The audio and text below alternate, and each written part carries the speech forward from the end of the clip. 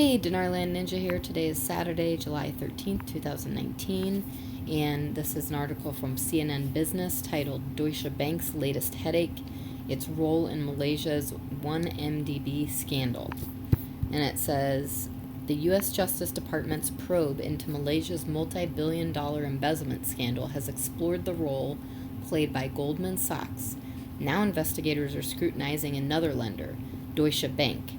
The Wall Street Journal reported Wednesday that the U.S. agency is investigating whether Deutsche Bank violated foreign corruption or anti-money laundering laws in its work with Malaysia's sovereign wealth fund. The Justice Department claims that conspirators misappropriated $4.5 billion from the One Malaysia Development Berhad, or the 1MDB fund, to buy jewelry, fine art, and real estate, as well as to fund bribes and kickbacks to foreign officials. Some of the money is also said to, my screen went down, is also said to have gone to the production of Hollywood film The Wolf of Wall Street. The 1MDB fund borrowed $1.2 billion from a consortium of banks led by Deutsche Bank in 2014. More than $850 million was allegedly diverted by conspirators, according to court documents previously filed by U.S. prosecutors. The German bank's relationship with 1MDB goes back to 2009, according to documents. Deutsche Bank, in a statement to CNN Business, said that it's cooperated fully with all regulatory and law enforcement agencies that have made inquiries relating to 1MDB.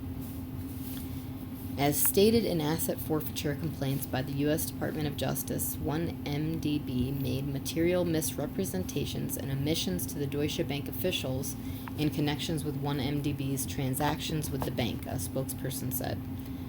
This is consistent with the bank's own findings in this matter. The Justice Department declined to comment on its investigation Thursday.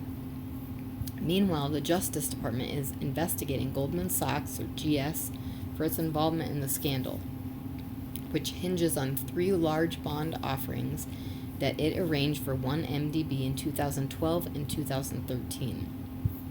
The bond sales, which raised a total of $6.5 billion, earned Goldman $600 million in fees. In the end, almost half the money Goldman raised for the fund was allegedly siphoned off. Goldman Sachs has repeatedly claimed that it was misled by rogue employees who intentionally deceived its legal and compliance teams. The bank has said it's cooperating with all authorities investigating the matter.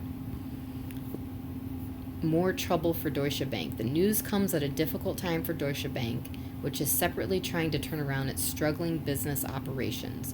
Germany's largest bank announced this week that it will cut off 18,000 jobs and dramatically shrink its investment bank, a retreat from Wall Street after 2 decades of intense competition with American rivals.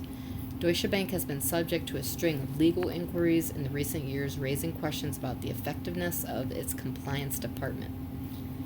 German authorities raided its offices in Frankfurt in November as part of an investigation into potential money laundering.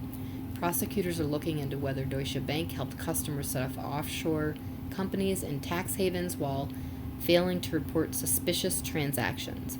The probe is related to Panama Papers, a 2016 leak of confidential documents that exposed international money laundering networks and shell companies. And that's all for now. Thanks for tuning in.